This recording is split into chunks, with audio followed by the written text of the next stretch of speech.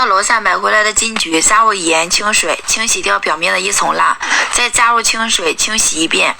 全部做好以后，用刀在上面改上十字花刀，倒入锅中，加入50克冰糖、200克清水，大火煮至冰糖融化，开中小火慢慢熬。这是10分钟的状态，这个是20分钟的状态。